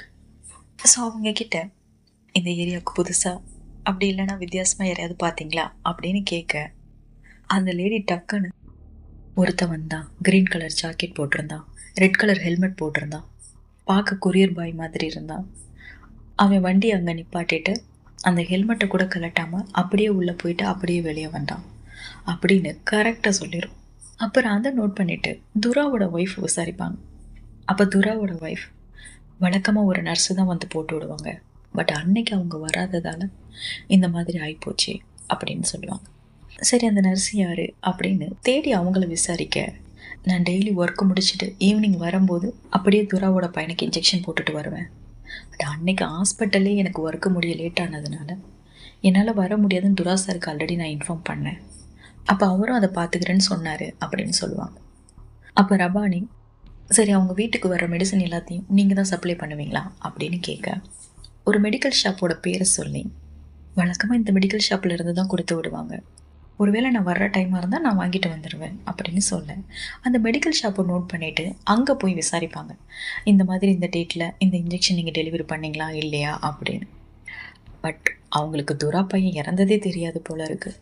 ஸோ என்னாச்சு மேம் ஏதாவது ப்ராப்ளமா அப்படின்னு கேட்டுக்கிட்டே, அன்றைக்கி ஸ்டாக் இல்லாதால அந்த ஷாப்பில் இருந்து அந்த மாதிரி எந்த மெடிசனும் வெளியே போகலை அப்படின்னு சொல்லிடுவார். அப்புறம் அங்கே சிசிடிவி இருக்கிறத பார்த்து அந்த ஃபுட்டேஜை வாங்கிட்டு போவாங்க. அப்புறம் அந்த சரௌண்டிங் மொத்தமும் உள்ள ஒவ்வொரு மெடிக்கல் ஷாப்பும் ஏறி இறங்கி துரா வீட்டில் கிடச்சதில்ல, அதை அவங்க பையனுக்கு போட்டுவிட்டு அந்த இன்ஜெக்ஷன் அதை காட்டி காட்டி விசாரிப்பாங்க. அப்புறம் எந்த ஷாப்லலாம் சிசிடிவி இருக்கோ அங்கெல்லாம் அதை வாங்கி செக் பண்ணுறாங்க. அப்படி செக் பண்ணும்போது ஒரு சிசிடிவி கேமராவில் அந்த ஃப்ளாட்டில் அந்த ஆண்டி சொன்ன மாதிரி green colour jacket, red colour helmet போட்ட ஒருத்த மாட்டுறான். அண்ட் அவனும் துரா வீட்டில் கிடைச்ச அதே இன்சுலின் தான் வாங்குறான். அவ்வளோதான், சிக்கிட்டான்னு அந்த மெடிக்கல் ஷாப்புக்கு போய் இவன் அடையாளம் காட்ட முடியுமான்னு கேட்பாங்க. காட்ட முடியுமோ, அவனோட ஹெல்மெட் கிளாஸ் ஓப்பனில் தான் இருந்தது, நான் அவனோட ஃபேஸை பார்த்தேன் அப்படின்னு சொல்லுவாங்க. அவ்வளோதான், சூப்பர், அட்லீஸ்ட் உருப்படியாக ஒன்று கிடச்சிருக்கே அப்படின்னு நினச்சேன். உடனே சிவாஜிக்கு கால் பண்ணி, சார் நம்ம தேடுறது ஒரு பையன், அது சிசிடிவியில் கன்ஃபார்ம் ஆகிருக்கு அப்படின்னு சொல்லிடுவாங்க. அப்போ சிவாஜி துராவோட ஃபோனை செக் பண்ணி அதில் பப்புவோட நம்பர் யார் பேரில் இருக்குன்னு பார்க்க சொல்லிட்டு சிவாஜி பீட்டர் 2 பேரும் பக்மத் வீட்டில் ஏதாவது கிடைக்குமான்னு செக் பண்ணுறாங்க. அங்கே போனால் அப்பு மட்டும் இல்லாமல் இன்னும் நிறைய பசங்களை டார்ச்சர் பண்ணியிருப்பாங்க போல. நிறைய மெமரி கார்டு, நிறைய செல்ஃபோன்ஸ், நிறைய கேஷுன்னு துரா சொன்ன எல்லாத்துக்குமே ஃபுல் எவிடன்ஸ் பக்மத் வீட்டில் கிடைக்கும். அவ்வளோதான். இப்போ பக்மத் வீட்டில் கிடைச்ச எவிடன்ஸ் வச்சு துரா சொன்ன பப்பு தான் பீட்டர் சொன்ன சூரஜ் அப்படிங்கிறத கன்ஃபார்ம் பண்ணுறாங்க. அதே நேரத்தில் பப்புவோட ஃபோன் நம்பரும் சூரஜ் ஒய்ஃபோட நேமில் ரெஜிஸ்டர் ஆகிருக்கிறத ரபானி கண்டுபிடிச்சி சொல்கிறாங்க. அவ்வளோதான். இப்படி எல்லாமே டக்குன்னு கிராக் ஆக சிவாஜி பீட்டரும் கொலகாரனை நெருங்கிட்டதான் நினச்சேன் சூரஜ் ஒய்ஃப் அரெஸ்ட் பண்ணுறேன். அப்போ கதையில் ஒரு ட்விஸ்ட் வரும் பாருங்க. இதை நான் எக்ஸ்பெக்ட் பண்ணவே இல்லை. இங்கே சூரஜோட ஒய்ஃபை விசாரணைக்கு தூக்கிட்டு போகிற அதே டைமில் கரெக்டாக லஸ்லி இல்லை, அதான் பீட்டரோட மச்சான், இந்த 3 கொலையும் அவர் தான் பண்ணதான் சொல்லி சரண்டர் ஆகுறாரு. இப்போ சிவாஜி பீட்டர் 2 பேருக்குமே புரியாது. இது என்னடா புது டெஸ்ட்டு, இவனுக்கும் இந்த கொலைக்கு என்னடா சம்மதம் அப்படின்னு கேட்டான். பிராக்சி, பேட்ரி, துரா, பத்மத் இவங்க பண்ணதெல்லாம் கேள்விப்பட்டு கே பசங்களுக்கு நடக்கிற அநியாயத்தை ஸ்டாப் பண்ணுறதுக்காக இந்த கொலையெல்லாம் பண்ணேன்னு சொல்லுவார். சரிடா, நீ சொன்ன மாதிரியே வச்சுப்போம், அந்த சின்ன குழந்தைய ஏன்டா கொலை பண்ண அப்படின்னு கேட்டான். அப்போ லஸ்லி முகமாறு, அது ஒரு ஆக்சிடெண்ட், என்னோட எம் துரா மட்டும்தான், இதில் அந்த பையன் வருவான்னு எனக்கு தெரியாதுன்னு லைட்டாக கண் கலங்க சொல்லுவார். இப்போ பீட்டருக்கும் சிவாஜிக்கும் ஒன்றும் புரியாது. இவனால் ஒரு கரப்பாம்பூச்சியை கூட அடிக்க முடியாது, இவன் இவளை ப்ரூட்டலாக மர்டர் பண்ணுவானா அப்படின்னு பேசிகிட்டு இருப்பாங்க. பட் லஸ்லி சரண்டர் ஆனது அந்த ஹையர் ஆஃபீஸருக்கு தெரிஞ்சு சிவாஜியை கூப்பிட்டு, அதான் ஒருத்தன் சிக்கிட்டான்ல, அப்புறம் இன்னும் என்ன விசாரிச்சிட்டு இருக்கு, டக்குன்னு அவனை வச்சு கேஸை ஃபினிஷ் பண்ணிடுன்னு ப்ரெஷர் பண்ணுவார். பட் சிவாஜிக்கு இதிலலாம் இஷ்டம் இருக்காது. ஸோ சார், நீங்கள் எனக்கு 1 வீக் டைம் கொடுத்துருக்கீங்கல்ல, அந்த நாளைக்குள்ளே நான் கண்டிப்பாக இதை ஃபினிஷ் பண்ணிடுவேன் அப்படின்னு ரெக்வஸ்ட் பண்ணி கேட்க, அப்போ அந்த ஆஃபீஸரும் சரி நீ ஒரு பக்கம் இன்வெஸ்டிகேஷன் பண்ண, பட் இன்னொரு பக்கம் அக்யூஸ்டை கோர்ட்டில் ப்ரொடியூஸ் பண்ணுறதுக்கான ப்ராசஸும் போகணும் அப்படின்னு சொல்லிடுவார். அப்போ சிவாஜி சரின்னு கிளம்பி சூரஜ் ஒரு சூசைட் நோட் எழுதி வச்சிருப்பாருல்ல, அதை எவிடன்ஸ் ரூம்லேருந்து எடுத்து அது டெஸ்ட்டுக்கு அனுப்ப சொல்லி ரபானி கிட்ட சொல்லிட்டு இவரும் பீட்டரும் சேர்ந்து லஸ்லி பற்றி விசாரிப்பாங்க. ஃபஸ்ட்டு சுனில் பற்றி லஸ்லி கிட்ட பேச போகும்போது லஸ்லி கூட ஒரு பார்ட்னர் இருந்திருப்பான், ஞாபகம் இருக்கா? ரொம்ப டீசெண்டாக ஹீரோ மாதிரி மாடலிங் கூட பண்ணிகிட்ருப்பான். அவங்கிட்ட விசாரிக்கலாம் அப்படின்னு யோசிப்பாங்க. பட் அவன் மாடலிங் பண்ணுறான் அப்படிங்கிறத தவிர வேறு எந்த டீட்டெயிலுமே பீட்டருக்கு தெரியாது. சரி, அவனை பற்றி ஏதாவது டீட்டெயில் லஸ்லியோட வீட்டில் கிடைக்குமா அப்படின்னு செக் பண்ணலான்னு 2 பேருமே கிளம்புவாங்க. பட் அப்போ ஸ்டேஷன்லேருந்து சிவாஜிக்கு கால் வரும். என்னன்னு விசாரிச்சா, சரி இந்த லஸ்லிக்கு என்னாச்சுன்னு தெரியல, ஏதோ மாதிரி பிஹேவ் பண்ணுறாரு, இப்போ சடனாக அவர் எந்த கொலையும் பண்ணலைன்னு சொல்லிட்டு இருக்காரு அப்படின்னு சொல்ல, இவனுக்கு என்ன பைத்தியம் இது பிடிச்சிருச்சான்னு திட்டிட்டே, சரிடா நீ போய் அதை செக் பண்ணு, நான் போய் அவனை என்னன்னு பார்க்குறேன் அப்படின்னு சிவாஜி ஸ்டேஷனுக்கு வருவார். அப்போ பீட்டரும் சரின்னு தனியாக கிளம்புவார். இங்கே வந்தா லஸ்லி நிஜமாவே பைத்தியான மாதிரி பயங்கரமாக சிரிச்சிட்டு அதே நேரத்தில் எக்ஸைட்டாக ஏதோ பேசிகிட்டு இருப்பார். அப்போ சிவாஜி, இந்த பைத்தியக்காரத்தனத்தை நிறுத்திட்டு இப்போ ஏன் இப்படி பிஹேவ் பண்ணுறேன்னு சொல்கிறியா, நீ கொலை செய்யலைன்னா பின்ன யார் பண்ணதுன்னு சொல்கிறியான்னு கேட்க, தப்பான கொஷின் மை ஃப்ரெண்ட், நான் ஏன் இப்போ உண்மையை சொல்கிறேன் அப்படின்னு தான் நீ கேட்கணும். சரி சொல்லி தோலடா அப்படின்னு சொல்லுவோம். அப்போ லஸ்லியும் சொல்கிறார், அதாவது கோர்ட்டில் ப்ரொடியூஸ் பண்ணுறதுக்கு முன்னாடி ரொட்டீன் ஹெல்த் செக்கப் எதுவும் பண்ணுவாங்க போல், அதில் லஸ்லிக்கு ஹெச்ஐவி நெகட்டிவ்னு வந்திருக்கும், அதாவது அவருக்கு எய்ட்ஸ் இல்லை, அவர் நார்மலாக இருக்கிறதா வந்திருக்கும், அதுக்கு தான் இவ்வளோ ஹாப்பியாக இருக்கிறதா சொல்லி லஸ்லி சிரிப்பார். அப்போ சிவாஜி காண்டாகி, நீ லூஸு, அதுக்கும் இந்த கொலைக்கு என்னடா சம்மந்தம்னு கேட்க, இருக்கு நண்பா இருக்கு, கொஞ்ச நாளைக்கு முன்னாடி நான் ஹெல்த் செக்கப் பண்ணிக்கிட்டேன், வயசாயிருச்சுல, ஸோ ரொட்டீன் ஹெல்த் செக்கப் தான், பட் அதில் எனக்கு ஹெச்ஐவி பாசிட்டிவ்னு வந்துருச்சுடா அப்படின்னு சொல்லுவோம். அப்போ சிவாஜி, ஏன்டா இப்படி என்னை கன்ஃபியூஸ் பண்ணுறேன்னு கேட்க, சரி நான் தெளிவாக சொல்கிறேன்னு சொல்லி லஸ்லி ஃப்ளாஷ்பேக்கை சொல்கிறார். அதில் லஸ்லியோட பார்ட்னர் நிஷாந்த் இல்லை, அவன் கொஞ்ச நாளைக்கு முன்னாடி ஒரு ரிசல்ட்டை கொண்டு வந்து லஸ்லிக்கு எய்ட்ஸ் இருக்குன்னு சொல்லி அவரை நம்ப வச்சிருக்கான். அது மட்டும் இல்லாமல் அந்த கண்டிஷன்லேயும் லஸ்லி விட்டு போகாமல் அவர் கூடவே இருந்து அவருக்கு எல்லா ஹெல்ப்பும் பண்ணுற மாதிரி ஆக்ட் கொடுத்துருக்கான். அதில் லஸ்லியும் முழுசாக நம்பி அவனை லவ் பண்ணவே ஸ்டார்ட் பண்ணியிருப்பார். உங்களுக்கு ஞாபகம் இருக்கா? லஸ்லி நிஷாந்த் 2 பேரையும் ஒன்றா பார்க்கும்போது பீட்டர் ஒரு மாதிரி லுக்கு விட, அப்போ கூட நிஷாந்த் சொல்லுவானே, எல்லா உறவுலையும் செக்ஸ் மட்டும் அடிப்படையாக இருக்காது, அதையும் தாண்டி இங்கே நிறைய எமோஷன்ஸ் இருக்குது அப்படின்னு சொல்லியிருப்பான். எஸ், அவன் அன்னைக்கு சொன்ன எமோஷன் இதுதான் போல. ஸோ இப்போ இந்த நிஷாந்த் பத்மத் இறந்த அப்புறம் லஸ்லி கிட்ட போய் பயங்கரமாக எமோஷனலாக அழுது, நான் நீங்கள் நினைக்கிற அளவுக்கு ரொம்ப நல்லவன் கிடையாதுன்னு சொல்லி அவன் ஒரு ஃப்ளாஷ்பேக்கை சொல்கிறான். ஆக்சுவலி என்ன நடந்திருக்குன்னா, சூரஜ் ஒய்ஃப் சொல்லியிருப்பான்ல, எனக்கு ஒரு தம்பி இருக்கான், அவனுக்கு மாடலிங் பண்ண ரொம்ப ஆசைன்ட்டு, அந்த தம்பி வேறு யாரும் இல்லை, இந்த நிஷாந்த். அவனோட அம்மாவுக்கு தான் கிட்னி டிரான்ஸ்பிளான்ட் ஆப்ரேஷனுக்கு காசு தரதா சூரஜ் சொல்லியிருப்பார். பட் லாஸ்ட் மினிட்ல அந்த பணத்தை பிளாக்மெயிலில் இழந்திருப்பார். ஸோ இதில் நிஷாந்தோட அம்மா இறந்து போக செம்ம காண்டில் சூரஜை போட்டு பொழந்து அந்த பணத்தை என்ன பண்ணன்னு கேட்பார். அப்போ சூரஜும் நடந்து எல்லாத்தையுமே சொல்ல, சூரஜோட இந்த கே தாட்டு தான் அவனோட அம்மாவோட சாவுக்கு காரணம்னு நினச்சேன். சூரஜை போட்டு வெளுத்து அவனை பிளாக்மெயில் பண்ண எல்லாரோட பேரையுமே சூரஜ் கையாலே எழுதி வாங்கியிருப்பான். ஞாபகம் இருக்கா?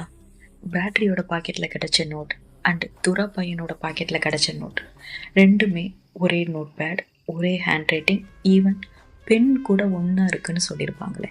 அதை எழுதுனது சூரஜ் தான். பட் அப்படி எழுதி வாங்கினதும் அந்த சூரஜை இவனே மாடியிலிருந்து தூக்கி போட்டு கொண்டுட்டு சூரஜ் ஒய்ஃபை மிரட்டி சூரஜ் ஹேண்ட் ரைட்டிங் மாதிரியே சூசைட் நோட்டையும் எழுத வச்சிருப்பான். அப்புறம் சூரஜ் இறந்த 6 மாதத்துக்கு அப்புறம் இந்த கொலை எல்லாத்தையுமே பண்ணிட்டு இருப்பான்.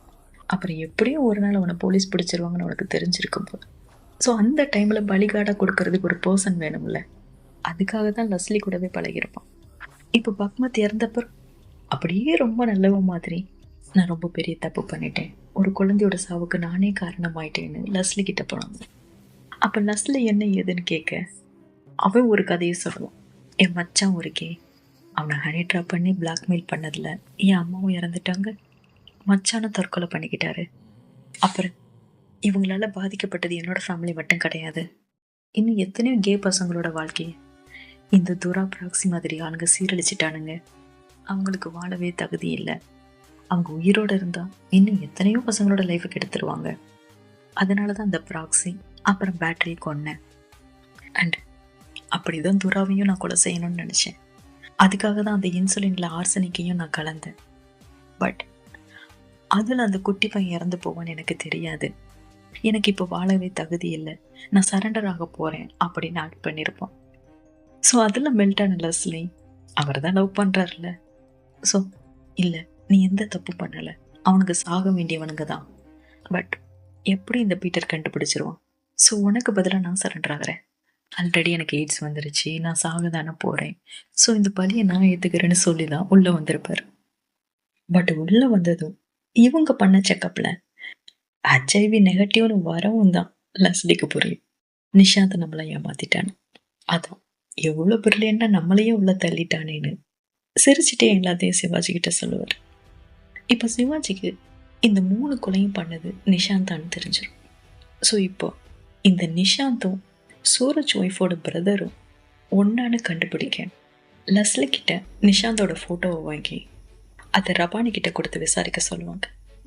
அப்போ ரபானியும் அந்த ஃபோட்டோவை சூரஜ் ஒய்ஃபு கிட்ட காட்டி அது அவனோட தம்பின்னு கன்ஃபார்ம் பண்ணதும், சரி சூரஜ் எப்படி இறந்து போனாரு அதை பற்றி கொஞ்சம் சொல்லுங்கள் அப்படின்னு ஸ்டார்ட் பண்ணுவாங்க. அப்போ ஃபஸ்ட்டு சூரஜோட ஒய்ஃபு, என் ஹஸ்பண்டை தற்கொலை தான் பண்ணிக்கிட்டாரு, அவரோட சூசைட் நோட்டு தான் உங்களுக்கு கிடைச்சதில்ல அப்படின்னு பேசிகிட்டு இருக்கோம். அப்போ ரபானி, ஓ ரியலி? பட் அந்த ஹேண்ட் ரைட்டிங் உங்கள் ஹஸ்பண்டை விட உங்கள் ஹேண்ட் ரைட்டிங் கூட அதிகமாக மேட்ச் ஆகிற மாதிரி நான் கேள்விப்பட்டேன் அப்படின்னு சொல்ல, அப்போ சூரஜோட ஒய்ஃப் ஒரு மாதிரி முழிக்க ஆரம்பிப்பாங்க. அப்போ ரபானி தொடர்ந்து, சி உன் ஹஸ்பண்ட் ஒரு கேன்னு எங்களுக்கு தெரியும், உன் ஹஸ்பண்ட் ப்ராக்சி துரா இவங்க எல்லாருக்கும் இடையில இருக்கிற ரிலேஷன்ஷிப், இது எல்லாத்துக்கும் எங்ககிட்ட எவிடன்ஸே இருக்குது. அப்புறம் அந்த ப்ராக்சியோட மர்டர் ஸ்பாட்டில் ஒரு லிப்ஸ்டிக்கும் ஹேரும் கிடச்சிருக்கு. இது எல்லாத்தையுமே வச்சு இந்த கொலை எல்லாத்தையும் நீ தான் பண்ணேன்னு எங்களால் நிரூபிக்கவே முடியும். இப்போ சொல்லு, உன் ஹஸ்பண்ட் எப்படி இருந்தார் அப்படின்னு கேட்க சூரஜோட ஒய்ஃப் பயந்துருவாங்க. ஸோ அந்த இடத்துலையே நிஷாந்த் தான் சூரஜை கொன்னா. அப்புறம் சூசைட் லெட்டர் எழுத சொல்லி என்னை கம்பல் பண்ணதும் அவன் தான். அப்போதைக்கு வேறு வழி இல்லாமல் நான் அதை பண்ணேன். பட் மற்ற கொலைகளை பற்றி எனக்கு எதுவுமே தெரியாது. அந்த கொலைகளை பற்றி நான் டிவியை பார்த்து தான் தெரிஞ்சுக்கிட்டேன். அதுக்கும் எனக்கும் எந்த சம்மந்தமும் இல்லை அப்படின்னு சொல்லி அப்ரூவர் ஆயிரும். ஸோ இப்போ லஸ்லி கன்ஃபெஷன், சூரஜ் ஒய்ஃபோட கன்ஃபெஷன் வச்சு நிஷாந்த் தான் கொலைக்காரன்னு கன்ஃபார்ம் பண்ணிடுவாங்க. அப்புறம் மெடிக்கல் ஷாப்பில் நிஷாந்தோட ஃபோட்டோவை காட்டி இவன் தான் அன்றைக்கி மெடிசன் வாங்க வந்ததா அப்படின்னு கேட்க அந்த லேடியும் ஆமாம் இவனே தான் அப்படின்னு கன்ஃபார்ம் பண்ணிடும். அவ்வளோதான், கேஸ் க்ளோஸ்ட். ஒரு வழியாக கில்லரை கண்டுபிடிச்சிட்டோம் அப்படின்னு எல்லாரும் ஒரு பெருமிச்சு விட்டு இந்த மேட்டரை சொல்ல ரபானியை பீட்டருக்கு கால் பண்ண சொல்லுவார் சிவாஜி. அவர் கால் பிக் பண்ண மாட்டார். ஞாபகம் இருக்கா? கடைசியா லெஸ்லி வீட்டை செக் பண்ணிட்டு வரேன்னு கிளம்பியிருப்பாரு. அங்க என்ன நடந்திருக்குன்னா, லெஸ்லி குற்றவாளி இல்லை அப்படின்னு நிரூபிக்கிற மாதிரி ஏதாவது ஒரு ஆதாரம் கிடைக்குமா அப்படிங்கிற மாதிரி அவர் தேடிட்டு இருக்கும் போதே அங்க நிஷாந்த் வந்துடும். அவங்ககிட்டயும் லெஸ்லியோட வீட்டுக்கே இருக்கும் போல. ஃபர்ஸ்ட் ஒருத்தர் பார்க்கும்போது 2 பேருமே பேனிக் ஆவாங்க.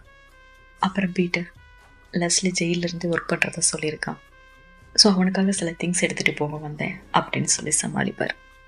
அப்போ நிஷாந்தும் என்கிட்டயும் லெஸ்லி ஒரு கீ கொடுத்துருந்தாரு, என்னை யூஸ் பண்ணிக்க சொல்லியிருந்தாரு அப்படின்னு சொல்லி சமாளிப்போம். அப்புறம் 2 பேரும் உட்காந்து பேசிக்கிறாங்க. அதில் நிஷாந்த் மேலே டவுட் ஆகி சில கொஷின்ஸ் கேட்குறாரு. அதாவது உன்னோட சொந்த ஊர் என்ன, நீ எங்கேருந்து வந்திருக்க, என்ன பண்ணிட்டு இருக்க அப்படிங்கிற மாதிரி கேட்க, அவனும் பீட்டரோட அந்த சந்தேக பார்வையை போக்குறதுக்காக லெஸ்லி நான் ரொம்ப நேசித்தேன், பட் அவர் இந்த கொலையெல்லாம் பண்ணியிருப்பாருன்னு என்னால் இப்போ வரை நம்ப முடியல அப்படின்னு பேசிகிட்டு இருப்பான். அதில் ஒரு டைமில் நிஷாந்த் அவன் கையில் இருக்கிற ரிங்கை காட்டி இதை லெஸ்லி தான் எனக்காக ப்ரெசென்ட் பண்ணாரு அப்படின்னு சொல்லிட்டு இருப்பான்.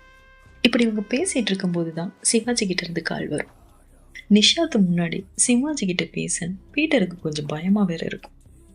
ஸோ அந்த இடத்துல நிஷாந்த் பேச சொல்லியும் அது ஒன்றும் இல்லை, அது ஒரு அண்ணன் நம்பர் தான், நான் அப்புறம் பேசிக்கிறேன்னு சொல்லிட்டு இருப்பார். ஸோ இப்படி பீட்டர் எங்கே தன்னை கண்டுபிடிச்சிருவாரோ அப்படிங்கிற பயத்தில் நிஷாந்தும் எங்கே நம்ம அவனை சந்தேகப்படுறோன்னு தெரிஞ்சு ஒருவேளை அவன் தான் கொலைகாரனாக இருந்து அவன் நம்மளை ஏதாவது பண்ணிடுவானோ அப்படிங்கிற பயத்தில் பீட்டரும் மாறி மாறி பயத்திலே பேசிகிட்டு இருக்க, அங்கே சிவாஜி ஒருவேளை பீட்டர் கூட நிஷாந்த் இருக்கலாமோ அப்படின்னு கரெக்டாக கெஸ் பண்ணி அங்கே வந்துடுவார்.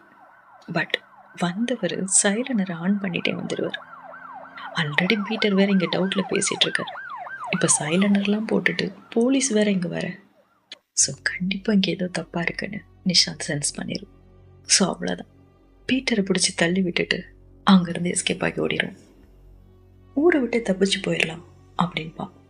பட் எல்லா இடத்துலையுமே போலீஸ் அவனை சல்லடை போட்டு தேடிட்டு இருக்கிறத கவனிச்சதும் நேராக ஒரு டானை மீட் பண்ணி கொஞ்ச நாள் பதுங்கிருக்க ஒரு பிளேஸ் வேணும்னு கேட்டு, அவர் என்னன்னா இவன் கொடுத்த பணம் மட்டும் இல்லாமல் அவன் கையில் ஒரு ரிங் போட்டிருப்பான்ல லெஸ்லி கொடுத்ததா சொல்லி, அந்த ரிங்கையும் சேர்த்து பிடுங்கிட்டு அவனுக்கு ஒரு குடோன் மாதிரி ஒரு இடத்த காட்டி அங்கே சேஃபாக இருந்துக்க சொல்கிறார். அப்புறம் அப்படி இங்கே ஸ்டேஷனில் பார்த்தா அந்த ஆஃபீஸர் பிடிச்சி சிவாஜியை லெஃப்ட் அண்ட் லைட் வாங்கிட்டு இருப்பார். நீ என்ன பண்ணுவே ஏது பண்ணுவேன்னு எனக்கு தெரியாது, எனக்கு கேஸ் முடியணும் அப்படின்னு சொல்லிட்டு போவார். சிவாஜிக்கு செம்ம டென்ஷனாக இருக்கும். இப்போ என்னடா பண்ணுறதுன்னு பீட்டர் கிட்ட சொல்லி போனாம வேற வழியே இல்லைடா, லெஸ்லி கிட்ட தான் ஐடியா கேட்கணும் அப்படின்னு சொல்ல, அப்புறம் 2 பேருமே லெஸ்லி கிட்ட ஹெல்ப் கேட்பாங்க. அப்போ லெஸ்லி ஒரு டாக்ஸியோட நம்பரை கொடுத்து அந்த நம்பருக்கு கால் பண்ண சொல்லி அதை வர சொல்லுவார். அப்புறம் அந்த டாக்ஸிலேயே லெஸ்லி பீட்டர் 2 பேருமே ஏறி நிஷாந்த் போனால அதே டானை மீட் பண்ண போவாங்க. லெஸ்லிக்கும் அந்த டானை பற்றி தெரிஞ்சிருக்கும் போல. அப்படி போகும்போதே அந்த டாக்ஸி டிரைவர் இல்லை கே பீப்புள்ஸோட விக்கிபீடியா போல, அவருக்கு தெரியாத ஆளே இல்லை போல. அங்கே லெஸ்லி அந்த நிஷாந்தோட ஃபோட்டோ அவர்கிட்ட காட்டி, நான் கொஞ்சம் முன்னாடியே கேட்டிருக்கணும், இருந்தாலும் இந்த ஃபோட்டோவில் உள்ளவனை பற்றி கொஞ்சம் சொன்னேன் அப்படின்னு கேட்டா, அவனா இவன் 1ஆம் நம்பர் ஃப்ராடு, பார்க்க தான் ஹீரோ மாதிரி இருப்பான், அண்ட் அவன் ஹீரோ மாதிரி இருக்கிறதுனால அவனுக்கு கஸ்டமரும் சீக்கிரம் கிடச்சிருவாங்க, பட் அவன்கிட்ட வர்ற கஸ்டமர் எல்லாரையுமே அவனே ஹனி ட்ராப் பண்ணி பிளாக்மெயில் பண்ணுறது, கத்தி வச்சு மிரட்டுறதுன்னு அவன் மேலே ஏகப்பட்ட கம்ப்ளைண்ட் இருக்கு அப்படின்னு சொல்ல, you are too late Leslie அப்படின்னு அவரே திட்டிட்டு, சரி இவனை ரீசெண்டாக எங்கேயாவது பார்த்தியா அப்படின்னு கேட்க, நேற்று நைட் அந்த டானோட பார்ல பார்த்ததான் நான் கேள்விப்பட்டேன் அப்படின்னு சொல்லி கன்ஃபார்ம் பண்ணேன். அங்கே போய் விசாரிப்பாங்க. இந்த மாதிரி இந்த ஃபோட்டோவில் இருக்கிறவன் சாதாரணமான ஆள் கிடையாது, 3 கொலை பண்ணியிருக்கான், அதில் 2 பேர் நம்ம பசங்க, கே பசங்க, இவனை எங்கேயாவது பார்த்தியா அப்படின்னு கேட்பாங்க. பட் அவன் என்னன்னா அவன் இங்கே வரவே இல்லைன்னு சொல்லி அவங்க 2 பேரையும் அனுப்பி வச்சுட்டு நேராக கொடுவனுக்கு போய் அவனை சாத்துன்னு சாத்தி எங்க ஆளுகளே கொண்டுட்டு என்கிட்டயே ஹெல்ப் கேட்டு வருவியா, எவ்வளோ தைரியண்டா உனக்கு, உன்கிட்ட காசு வாங்கின பாவத்துக்காக இப்போதைக்கு உன்னை போலீஸில் காட்டி கொடுக்குறேன், நாளை காலையில் 5 மணி வரைக்கும் உனக்கு டைம், அதுக்குள்ளே எங்கேயாவது ஓடிடு, ஒருவேளை 5 மணிக்கு மேலே நீ என் கண்ணில் பட்ட நானே உன்னை வச்சு செஞ்சிருவேன்னு சொல்லிட்டு போகிறேன். அப்புறம் அடுத்த நாள் காலையில் பார்த்தா பீட்டர் அஃபிஷியலா ஸ்டேஷன்ல இருந்து லெஸ்லி ரிலீஸ் பண்ணி கூட்டிட்டு போவார். அப்போ அங்க சுனிலும் வந்திருப்பான். அப்போ லெஸ்லி, சுனில், பீட்டர் செல்ஃபி எடுப்பார். அப்புறம் அந்த போட்டோவை பீட்டருக்கு காட்ட ஸ்க்ரோல் பண்ணதுல நேற்று நைட்டு டானை பார்க்க போயிருப்பாங்கல்ல, அந்த டைம்லயும் லெஸ்லி செல்ஃபி எடுத்திருப்பார். அந்த போட்டோ கண்ணில் படும். அந்த போட்டோவை டானோட கையில லெஸ்லியோட ரிங் இருக்கிறத பீட்டர் பார்த்துருவார். அவ்வளவுதான், அந்த டான் மாட்டிக்கிட்டாரா? ஸோ அங்க அந்த டான் அரெஸ்ட் பண்ண அவரும் அந்த குடோனுக்கு எல்லாரையும் கூட்டிட்டு வருவார். அவனை 5 மணிக்குள்ள வெளியே போக சொல்லியிருக்கோம். அவன் எப்படியும் போயிருப்பான்.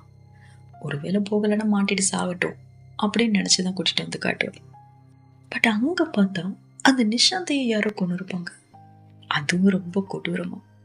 பிராக்ஸ் எப்படி செத்து கிடந்தானோ அந்த மாதிரியே நிஷாந்தோட வயித்தையும் யாரோ கிழிச்சி அவனோட குடலை வெளியெடுக்க ட்ரை பண்ணி அவனோட கழுத்தை அறுத்து கொண்டு இருப்பாங்க. இது அங்க யாருமே எக்ஸ்பெக்ட் பண்ணிருக்க மாட்டாங்க. 7 மாசம் போராடி ஒரு வழியா கொலைகாரனை பிடிச்சிட்டோம் நம்பும் போது இப்ப அவனே செத்து போயிட்டான். இனி இவனை கொண்டது யாருன்னு கண்டுபிடிக்கணும்.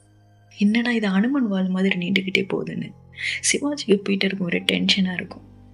அப்புறம் சரின்னு பாடி போஸ்ட்மார்ட்டத்துக்கு அனுப்பிட்டு அந்த டாக்டரை மீட் பண்ண போவாங்க. அப்ப அங்க பாடி செக் பண்ண டாக்டர் ஃப்ளையிங் நைஃபை வச்சு இந்த கொலையை பண்ணியிருக்காங்க அப்படின்னு சொல்வார். அது என்ன டாக்டர் ஃப்ளையிங் நைஃப் அப்படின்னு கேட்க, இந்த பண்ணைகள்ல வெட்னரி ஹாஸ்பிட்டல்ஸ்ல இறந்து போன விலங்குகளோட தோலை உரிக்கிறதுக்கு பயன்படுத்துற கத்தி தான் அந்த ஃப்ளையிங் நைஃப்ஸ் அப்படின்னு சொல்லுவார். அவ்வளவுதான், சிவாஜி டென்ஷன் ஆயிடுவார். இப்ப என்ன, நான் வெட்னரி ஹாஸ்பிட்டலா சுத்தணும்னு சொல்றீங்களா அப்படின்னு காண்டாகி பீட்டர் கூட்டிட்டு கிளம்பிடுவார். அப்புறம் அப்படியே இந்த சீன் கட் பண்ணி நைட் பீட்டர் வீட்டில் தான் காட்டுறாங்க. அங்க பீட்டரோட ஒய்ஃப் மூவி பார்த்துட்டு இருப்பாங்க. அப்போ சுனில் அங்க வந்து அப்பா அவங்க கிட்ட பேசணும்னு சொல்ல 2 பேருமே டிவி ஆஃப் பண்ணிட்டு சொல்லுடா கண்ணான்னு உட்காந்துருப்பான்.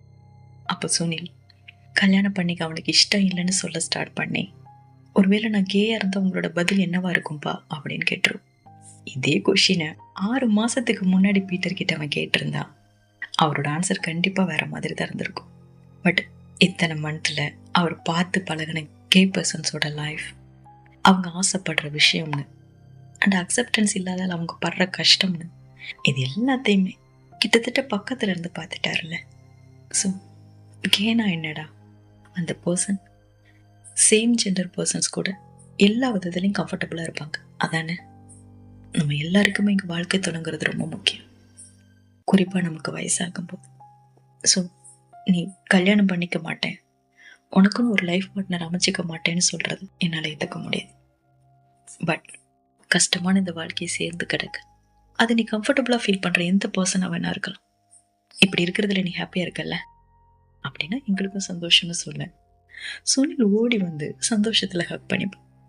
இப்படி இங்கே கியூட்டான மூமெண்ட் போயிட்டு இருக்க சுனிலுக்கு ஒரு மெசேஜ் வரும். யூனிட் தான் பண்ணியிருப்பான். அதான் பிராக்சியோட ஃப்ரெண்ட், சுனிலுக்கு கூட நல்ல ஃப்ரெண்டாக இருப்பானே அவனே தான். அவனுக்கு துபாயில் வேலை கிடைச்சிருக்குன்னு சொல்லி மெசேஜ் பண்ணியிருப்பான். யூனிட்டுக்கு துபாய் போகணுங்கிறது ரொம்ப ஆசை. எப்படியாவது இந்த சூழ்நிலையில இருந்து தப்பிச்சு கை நிறைய சம்பாரிச்சு ஒரு நல்ல பொண்ணை கல்யாணம் பண்ணிக்கணும்னு நினைச்சிருப்பான்.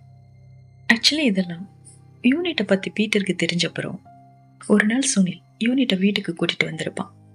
அப்ப அவன்கிட்ட பேசும்போதுதான் இதெல்லாம் யூனிட் சொல்லியிருப்பான். அந்த டைம் அவன் கேயா இல்லையான்னு கூட அவனுக்கு தெரியாதுன்னு சொல்லியிருப்பான்.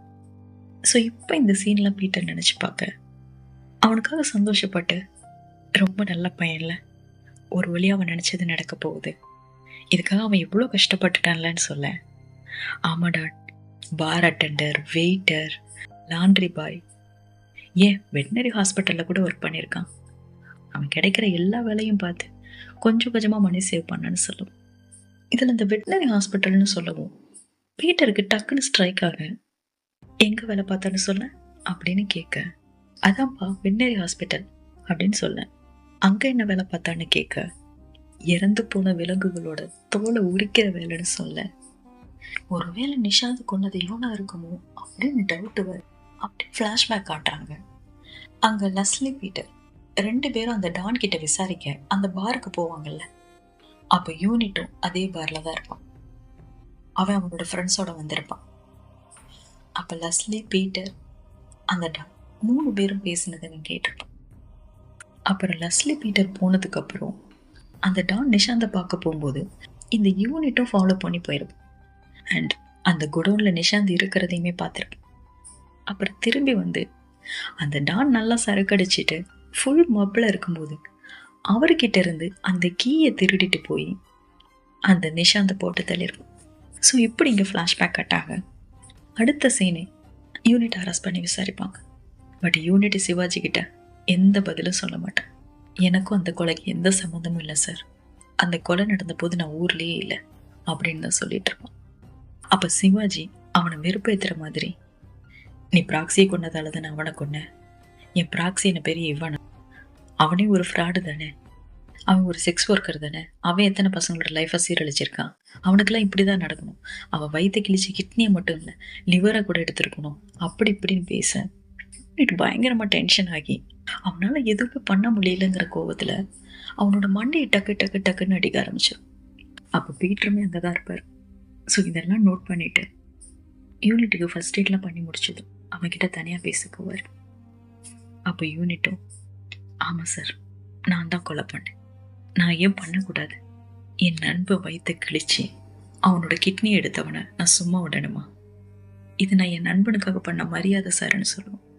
அப்போ பீட்டர், டே நீ பழி வாங்குற அளவுக்கு அவன் ஒன்றும் ஒர்த்து இல்லடான்னு சொல்ல, ப்ராக்சியை பற்றி உங்களுக்கு என்ன சார் தெரியும், அவனும் நானும் சேர்ந்து தான் துபாய் போகணும்னு நினச்சிட்டு இருந்தோம், பட் இந்த போலீஸ்காரங்க தான் சார், இவனுங்க தான் என் ப்ராக்சி இப்படி பண்ண வச்சாங்க, உங்களுக்கு தெரியாது சார், அவன் பப்புவை நினச்சி மட்டும் இல்லை எல்லா பசங்களையும் நினச்சி டெய்லி என்கிட்ட ஃபீல் பண்ணி அழுவோம்.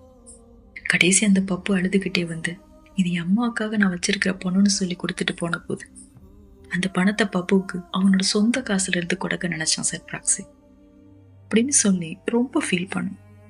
அப்போ பீட்டரும் யூனிட்டை நினைச்சு வருத்தப்படுவார். அப்போ யூனிட், நீங்க ஃபீல் பண்ணாதீங்க அங்கிள், எங்களை மாதிரி பசங்களுக்கு மும்பையும் ஜெயில் மாதிரி தான், உங்களால முடிஞ்சா வெளியே இருக்கிற எங்களை மாதிரி பசங்களுக்கு ஹெல்ப் பண்ணுங்க அப்படின்னு சொல்லிட்டு அந்த கொலையை பண்ணதை ஒத்துப்பார். ஸோ இதோட ஃபைனலாக இந்த மர்டர் கேஸுமே முடிஞ்சிடும். அப்புறம் ரிட்டையர்ட் ஆன பீட்டர் அகைன் ஃபீல்டுக்கு வர மாதிரி காட்டி இந்த ஸ்டோரி இங்கே முடிச்சிருப்பாங்க. எண்டிங் கொஞ்சம் கஷ்டமாக இருந்ததில்ல, இது இப்படி முடியும் நான் எதிர்பார்க்கவே இல்லை. எனவே கதை எங்கேயோ ஆரம்பித்து எங்கேயோ கொண்டு போகி அப்புறம் கடைசியாக எல்லா இடத்தையும் லிங்க் பண்ணி சூப்பராக முடிச்சிருந்தாங்க. உங்களுக்கும் பிடிச்சிருக்குன்னு நம்புகிறேன். Thank you so much guys. மீண்டும் ஒரு நல்ல பயணத்தில் சந்திக்கலாம். இது ஜோதாவின் திரை தேடிய பயணம். தேங்க்யூ.